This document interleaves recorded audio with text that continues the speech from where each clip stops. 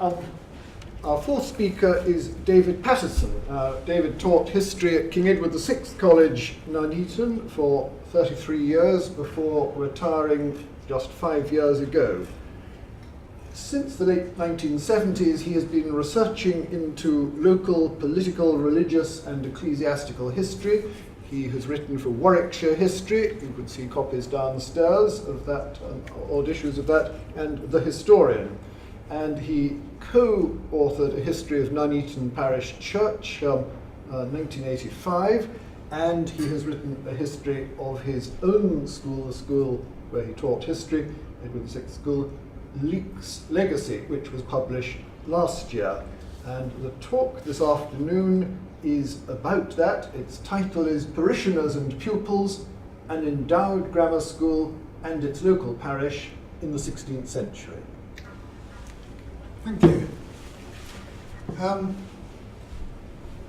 going to divide this into two parts, the setting up of the school, and then how far was the school really a parochial institution, and how far should education be focused more when we look at parish studies? Well, the establishment and early history of Nuneaton's first school, shows, I think, some initiative by the parishioners of the town. That's what I'm going to argue, but I'll welcome comments at the end if we have time. Having seen Nuneaton's history flash past with Mark Booth's presentation in 20 seconds, I'm going to talk for 20 minutes about one particular aspect of it. The school, which is known as King Edward VI School, so those of you who are good with dates will be surprised that it was set up, I think, in 1540.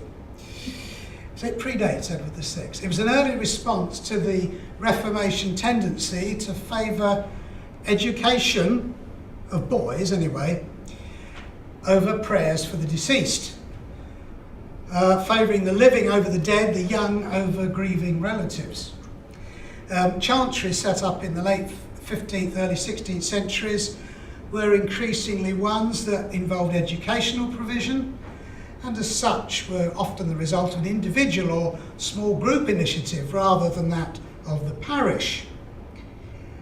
When chantries were closed in 1547, it's true that schools may well have been set up with some of their money. Although it's a confused period, much educational provision was lost, at least temporarily. Historians still argue about how much the closing of chantries affected education. There was certainly some delay, some children must have been affected. But the story of Nuneaton, as so often I'm sure people find when they look at their own region, doesn't quite fit the pattern. It's more interesting, I think. This is part of St Nicholas Church, Nuneaton. It's called originally the Lady Chapel, but then called the Leek Chapel, which it still is. And it's got two additional pairs of higher windows because it was made into a chantry. The chapel was enlarged to accommodate the chantry prayers of John Leek and his family. But after the closure of Nuneaton Priory in September 1539, parishioners did a bit of anticipating. They decided that perhaps the days of the chantries were numbered if monasteries had gone. And Leek's chantry was closed and a grammar school established, I think, in about 1540, but that's another lecture. So it's a comparatively early switch of function, although it's not unique by any means. A lot of chantries were closed in anticipation. It's an interesting example, I think, of a parochial initiative. Leek's will had a conditional clause in it when he set up the chantry. He wanted prayers for his soul if they can be enjoyed without interruption by the king.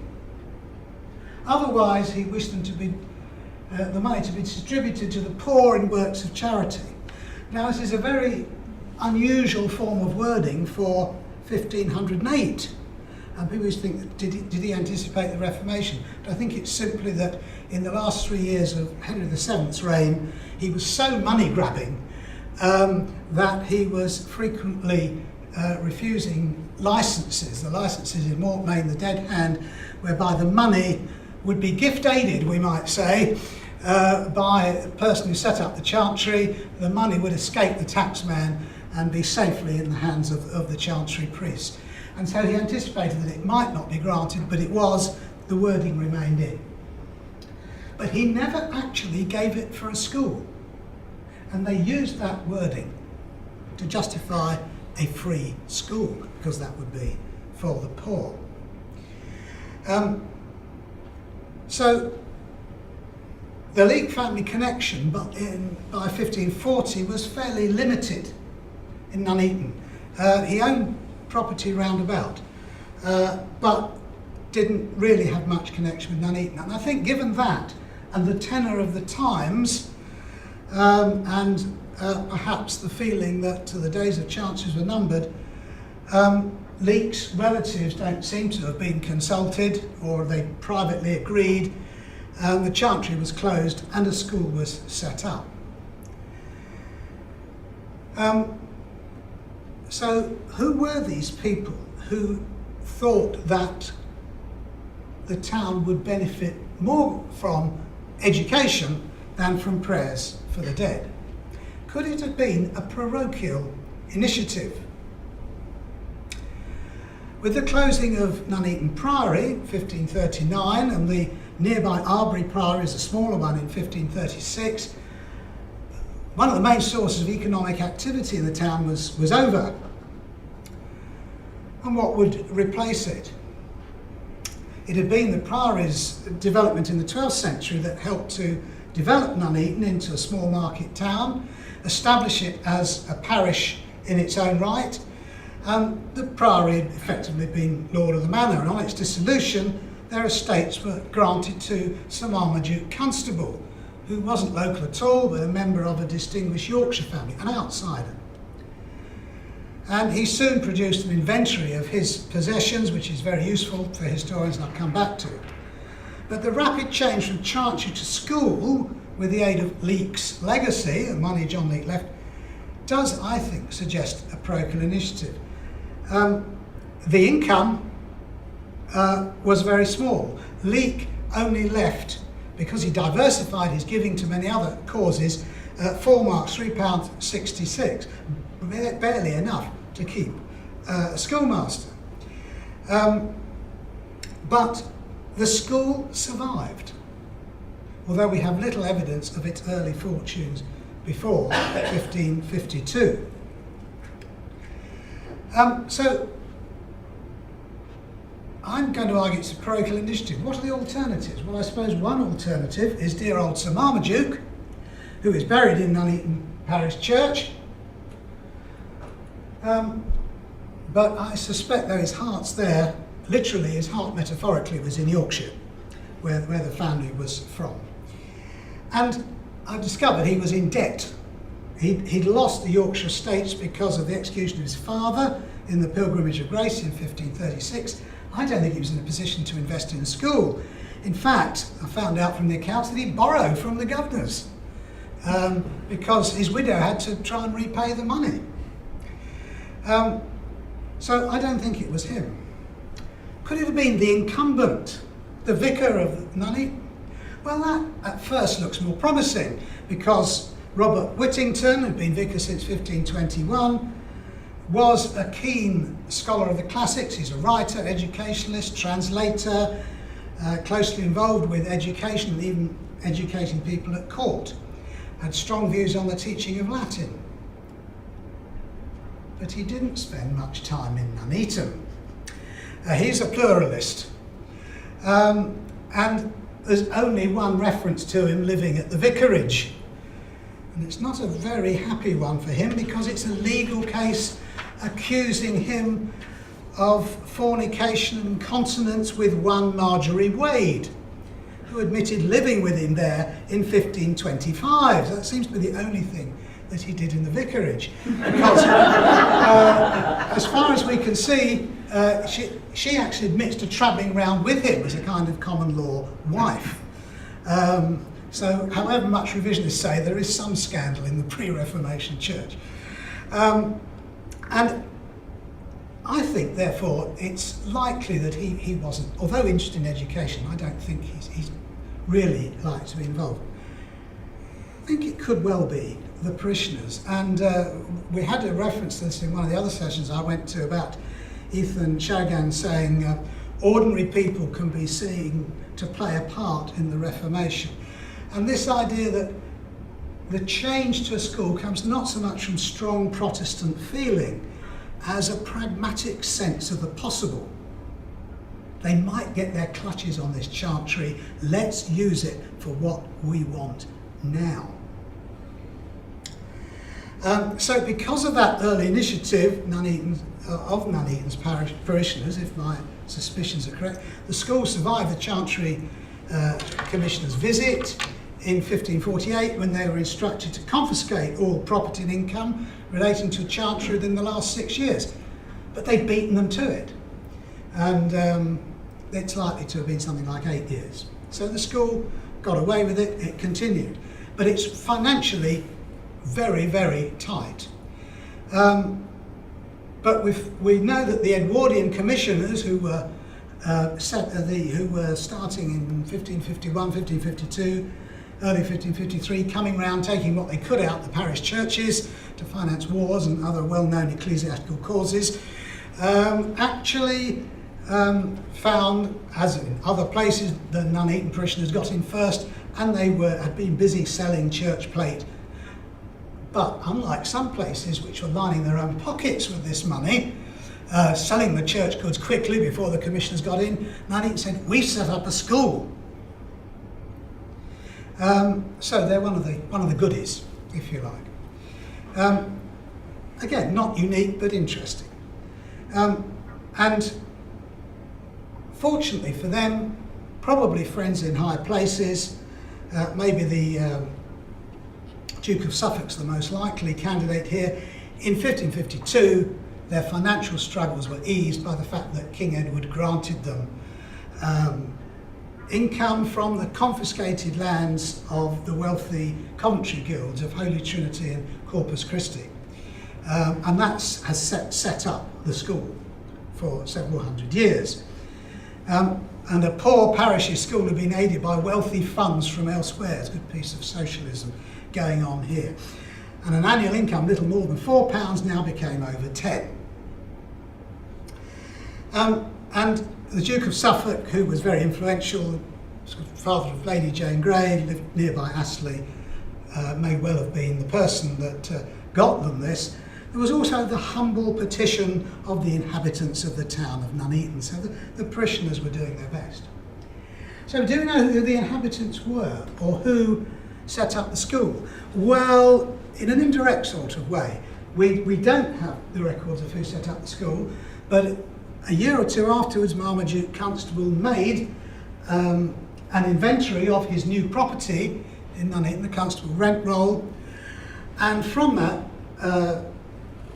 I was able to find all 12 original governors of King Edward's. We have the record of them when the Edwardian Foundation was established, the 12 governors. They're all in the Marmaduke Constable Rent Roll back in 1542. I suspect these are the people that we can say, without absolute proof, were the ones who made the initiative. And you'll see that apart from Sir Marmaduke, it's good yeoman stuff.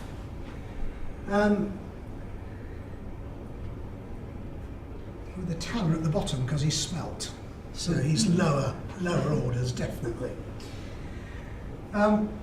So those are the ones that we had, and some of them remain governors for quite a long time. So the yeomen of the parish are there. To use a modern phrase, the driving seat of educational innovation. I don't think they'd recognise that one, but that's what seems to be happening. Not that they were very well educated themselves, because in 1576, as late as 1576, some early ones, they're still making their marks on documents. So some of them are illiterate. And yet, they seem to think education is important for other people. But, of course, being illiterate doesn't mean you haven't got business nous. and they seem to have been very good at business. Maybe you don't need education at all. Perhaps you can just go out and make your money. They'd arranged it, whether this was deliberate or not. The schoolmaster's salary stayed at just over the £10. Somebody's doing okay here. Of course, the school is going to be free. The wording of the original charter says that there is no charge. It's a free school. But that, in effect, I've discovered, really means for people in the parish. There is a distinction in education. People in the parish in endowed schools frequently get the privilege of free education. If you come from outside the parish, you don't get that privilege. The governors were to be other fit persons of the inhabitants of the town and parish. It doesn't say about the boys, but in the Charter of 1694 it says scholars could be charged or rejected if they dwell far out of the town or the parish. It's a little bit vague, but the way the school operated, it looks as if it was just free for people there. Although the master could accept payments, bribes, fees, you interpret it. But that's what he says. Maybe he took others in, but there's no master's house yet, so boarders would be difficult, although there is a reasonable sized vicarage, not as big as today's. How precise was the ruling that boys could only attend freely from inside the parish? Well, it is a little bit vague. We've already heard reference to William Burton this afternoon. He's an old boy of Nuneaton. And his Anatomy of Melancholy blockbuster book, Robert Burton, his brother, and they were pretty fluent in Greek. I mean, they don't have everybody as teenagers writing plays in Greek. So I think they must have got a reasonably good classical education. Now, they actually lived in Leicestershire, because William Burton's associated with Leicestershire. Nuneaton parish is very strangely placed. And you've got the A5 there, Watling Street, coming up, steaming past Hinckley and Nuneaton. Lidley Lodge is on the A5, it's in Leicestershire, but you look out your front window and there's the Warwickshire countryside. So I don't think even the diocesan, county or any other boundary is relevant here. You could walk 2 miles to school, or a mile and a half, no problem if you're keen, and the Burtons were keen. This leads to some difficulty. People from the far end of the parish, we had one of the governors, you may have noticed, lived near the Stocking Ford, which is right over the west side of the parish, would live much further away from the school and get a free education, and people living in Chilvers, Coton parish, would be within a few hundred yards of the school, but the parish boundary is very close. And that means the Newdigate family, who are very much involved in Coton, only once do they send a boy to the school, and that's in exceptional circumstances. So the drawing of the parish boundaries does create some difficulties, but it goes on. There's still resistance in the late 19th century to the idea of equalising and having, when fees were introduced, some people still felt boys from the parish should get their rights of a free education. So we know that a few boys did manage to get to Oxbridge, like the Burton brothers, but probably the very poor don't go, they go out to work, and some of the better off get a private tutor. But there was 1578, Gilbert Willoughby was admitted pensioner at Gonville and Keys, and he's referred to as residing in Nuneaton. Well, actually, his family came from Normanton in Nottinghamshire, but his father had married Anne Rotherham, who was a Nuneaton girl, daughter of the King Edward's governor. So there was a sort of connection. And I was reminded when the Church of England introduced qualifying connection in 2008 for marriages, it struck me that they'd thought of that in the 16th century. You had some link, so you got your son in for the education, even though he wasn't quite living there.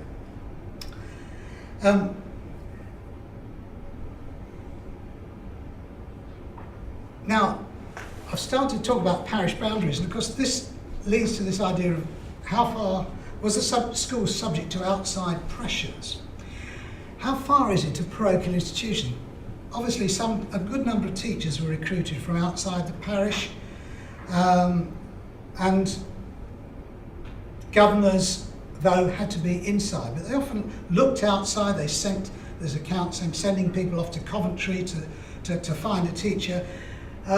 There's a big turn of teachers. They just come very briefly and then go off. But nonetheless, although they come from the outside, occasionally you do get a vicar appointed. Nicholas Clake was appointed schoolmaster and then vicar, gave up the job. Another one, George Downs, in the 1580s, took on both jobs. So a close relationship with the parish church, and the church and the school are close together, within quite a small distance of each other, though not quite as close as now, with the old grammar school 1696 right by the church. They would raise funds, they would administer lands, of course, outside the parish. They'd have to go to Coventry to deal with the Corpus Christi and Holy Trinity lands. So there are some outside pressures. But they manage the land shrewdly enough, and they get other people to give them more money for the school. Thomas Daigle was the deposed prior of Arbury Priory, obviously well disposed, and leaves money for them. Some, like John Wheatley, give money to various places in Coventry. But I think the administration of the money was essentially a parochial affair. Capital was accumulating rapidly. In fact, they had so much they gave it out to 44 different inhabitants of the parish. Don't spend it on the school or the schoolmaster, make the parish rich. Well, it's very easy to give it out, but when they suddenly want to build a new school 1596 and get it back, it wasn't so easy, and there were one or two threats of lawsuits. But because there's no college or corporation involved, you get the feeling the parish are running this. Now, there are other external pressures. There's national, political, religious pressures and uncertainties. They're imposed a William Lilly's standard grammar, not Robert Whittington's, ironically the vicar of Nuneaton, who had a Latin rivalry about how it should be taught.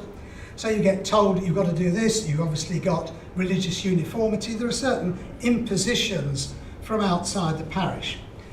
And effective control of the schools, though, varied from diocese to diocese. And neither the Bishop of Coventry, the usually conscientious Thomas Bentham, nor his Archdeacon Thomas Lever, although very interested in education, observed the formalities very much about looking after the school.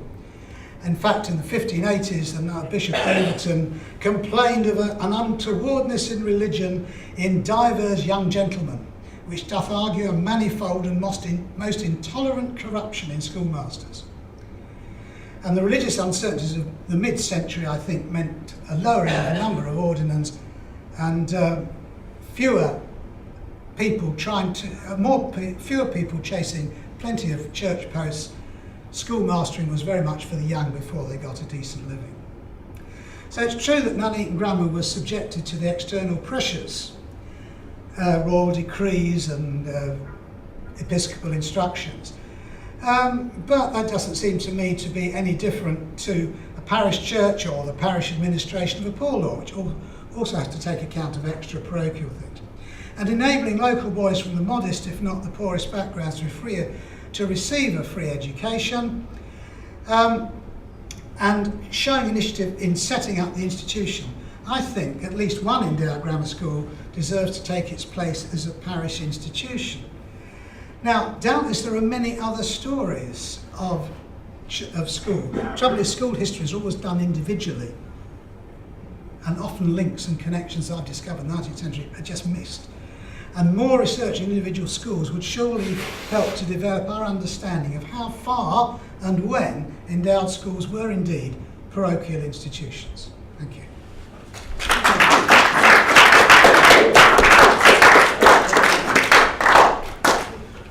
Well, time for just a few questions.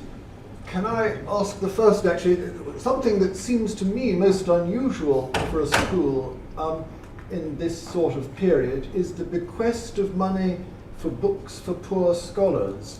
My impression is that normally in a school there might be a copy of a dictionary, something like that, that was for the schoolmaster and maybe the pupils to use, but the grammar books had to be paid for by the pupils themselves. Now, this seems an unusual bequest to actually help the pupils with the books that they were going to use.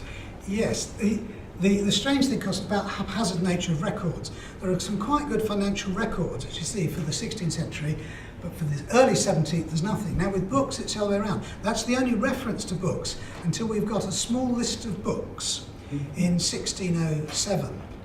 The educational historian A.F. Leach put his nose up because one of them was a horn book, and he said, "You don't have those in grammar schools, they're for elementary schools." But they clearly educate a fairly elementary level as well. But it appears perhaps that some of the, maybe one answer might be that some of the genuinely quite poor people, boys of Nuneaton, did go to the school. But I've written my book. In the book, which I've got some copies in the car if anybody wants one, meant to be one up. It's only £9.95. I think you've got to be wary of poor. I think poor possibly means not the wealthy gentry, and it's a blanket term perhaps applied to ordinary people. But clearly there are some ordinary people are going to that school, and we may have underestimated. Obviously the very poor, they go out to work and they don't learn anything. But I think we may have underestimated how modestly off people went to school at quite an early age. If it's haphazard, it's random, it's a lottery, if you go to school.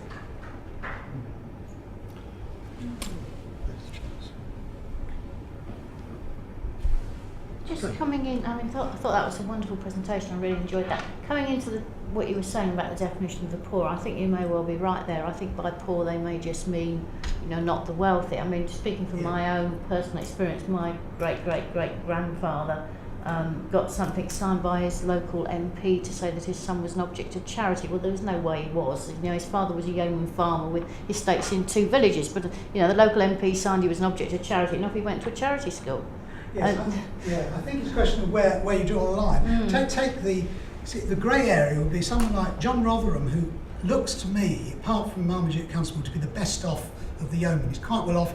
His daughter makes a good marriage with the Willoughbys, and he's on the up. He's on the rise.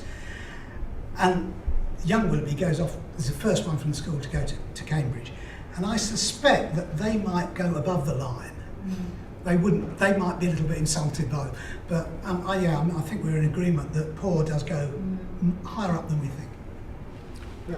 I just wonder whether you discovered some sort of confessional flavour about this institution, whether there was a particular religious agenda at any stage of its development, maybe at the beginning, or maybe whether it's sort of up and down, or whether you think it's a sort of a neutral parochial school, which is really for the benefit of the community, Yes. as it were. The evidence is tantalising little around that time. I even had to work out that some people said it was 1542 because the commissioners the Chancery Commissioners had instructions to shut anything before more than 6 years. But they used the word about, and about, I've discovered, did not mean what we mean by about. Roughly, we say. About means more than. And I don't think it could have been 1542. It must have been 1540. I think it's more the pragmatic. That's my feeling, your second point. Because the Ethan Shagan theory, it's saying we don't like the way things are going. I mean, Nuneaton is a small place. There's Lollody is quite strong in Coventry. And in the 17th century, Nuneaton is quite parliamentarian. And later on, you can identify schoolmasters as Puritan and Royalist and having definite views. At this stage, it's tantalising little. But I suspect there isn't a particular religious agenda. One of the things we're not sure about is who took services for this pluralist absentee vicar. I think it's more likely to be a pragmatic thing. I mean, I would say that, wouldn't I, at a Parish Studies weekend, but it's not just that I'm at Parish Studies to please you. I think that probably is the answer. could have been something, of course, like the death of a chantry priest, a Yeah. chantry priest who doubled up Yep. as schoolmaster. Well, and, yes. they felt that they would get better value for money if they actually paid someone primarily as We have reference as late as 1525 to William Mollisdale, who's a chantry priest. Because, going back to your question, there are people like the Everard who are obviously very traditional Catholics in the wills and the obits and everything that they leave well into the 1520s, and Nuneaton seems quite a traditional Catholic place. But what we don't know about is the 1530s there. That's the difficulty. But yes, I think that they probably just felt things were going to be difficult. Speaking as someone from Yorkshire who knows quite a few of these constables, off and on, Yes. they did not tend towards the education. They tended far more towards buying masses. Yeah. There was I mean, you can't speak for every one of a family, There's one that But- sets up a scholarship at St John's, I think. Oh, well, you see, that isn't in Yorkshire. I'm Eustace out of my own county. I mean, I don't know the that. problem with Marmaduke Constable is his father was in the Pilgrimage of Grace, so that Yeah. suggests Catholic. His son, though, suggests to me pragmatism, because he is one of the visitors to Nuneaton Priory. He works for Thomas Cromwell. It looks as if he's decided, this is not the place to be, I'm coming over to the religious radicals, at least on the surface. And so, hey presto, he gets his reward with the lands. So it looks as if he's played it right.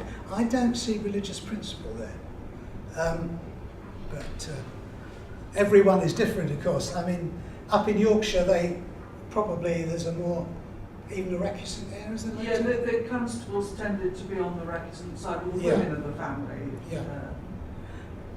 It adds to my feeling that he hasn't got a lot to do with the setting up of the school. I don't think, although he's buried in Nuneaton, I don't think he was ever felt, other than that it was a source of income and he was desperate for money. I don't think he's very interested.